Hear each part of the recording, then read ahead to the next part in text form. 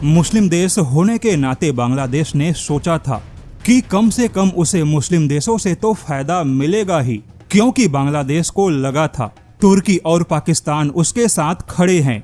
तो ऐसे में कम से कम मुस्लिम देशों के संगठन OIC से बांग्लादेश को कोई सहानुभूति या कोई भरोसा मिलेगा। हालांकि मुस्लिम देश होने के नाते बांग्लादेश ने जो सोचा था वह तो मिला नहीं, लेकिन बदले में बांग्लादेश को जो सबक मिला उसके बाद यकीन मानिए बांग्लादेश को उसके औकात का पता चल गया और भारत के उस ताकत का भी अंदाजा लग गया जिसे अभी तक बांग्लादेश ने कभी महसूस नहीं किया था। हालांकि बांग्लादेश को अरब जगत ने और पूरे अरब जगत की नींद उड़ाने वाले ईरान ने बांग्लादेश को कौन सा तगड़ा झटका दिया, उन सभी बातों को बताने से पहले तुर्की, पाकिस्तान और बांग्लादेश के भारत विरोधी एक बहुत ही गंभीर तैयारी के बारे में जानना आवश्यक है।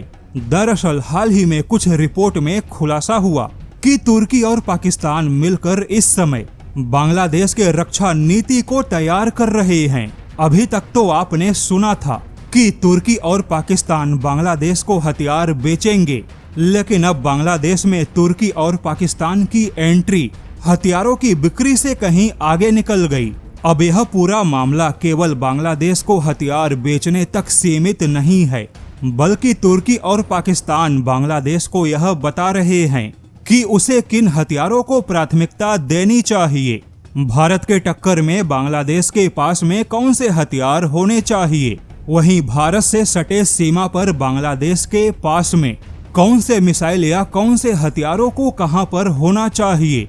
इस प्रकार की युद्ध नीति बांग्लादेश को बताई जा रही है। यानी अब बांग्लादेश की रक्षा नीति में भारत विरोधी तुर्की और पाकिस्तान सीधे शामिल हैं। हालांकि इस समय भारत और बांग्लादेश के बीच में जो हालात हैं वहां तुर्की और पाकिस्तान बांग्लादेश का साथ देंगे और इसका अनुमान लगाना बहुत ज्यादा कठिन नहीं है, क्योंकि भारत विरोधी मानसिकता एक हो रही है।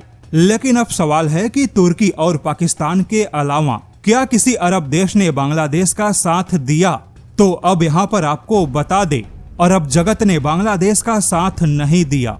सबसे पहले तो बांग्लादेश के ढाका में बैठे ईरान के राजदूत ने कहा कि बांग्लादेश को कोई भी प्रेफरेंशियल ट्रीटमेंट यानी विशेष प्राथमिकता या विशेष कूटनीतिक महत्व नहीं मिलेगा। ईरान ने दो टूक कह दिया कि युद्ध क्षेत्र में बांग्लादेश को कोई भी VIP छूट नहीं मिलेगा, क्योंकि बांग्लादेश ने ईरान की निंदा की। हालांकि बांग्लादेश ने सोचा था कि मुस्लिम देश होने के नाते भारत के कठोर बाड़ेबंदी पर उसे सहानुभूति मिलेगी, लेकिन सहानुभूति मिलना तो दूर की बात है, उल्टे ईरान ने फटकार लगा दी। लेकिन यह बात ईरान तक नहीं रुकती, क्योंकि सऊदी अरब ने भी भारत के कटीले तारों के बाड़ेबंदी के मामले में बांग्लादेश को झटका दे दिया, क्योंकि सऊदी अरब ने भारत के ऐसे कदम को भारत का आंतरिक और संप्रभु सुरक्षा का मामला माना है। सऊदी अरब ने बांग्लादेश को संदेश दे दिया कि उसके और बांग्लादेश के संबंध केवल द्विपक्षीय व्यापार के अलावा हज कोटा तक सीमित है और बांग्लादेश के चक्कर में सऊदी अरब भारत से कोई पंगा नहीं लेगा। हालांकि बांग्लादेश को झटका लगने वाला खेल यहीं खत्म नहीं हुआ, क्योंकि इंडोनेशिया और मलेशिया जैसे बड़े मुस्लिम देशों में बांग्लादेश के दूतावास ने भारत का मुद्दा उठाया था। हालांकि मलेशिया ने चुप्पी साधी है और उसने बांग्लादेश को कोई जवाब नहीं दिया, किंतु इंडोनेशिया ने कह दिया कि किसी भी घुसपैठ को रोकना किसी भी देश का कानूनी और संप्रभु अधिकार है।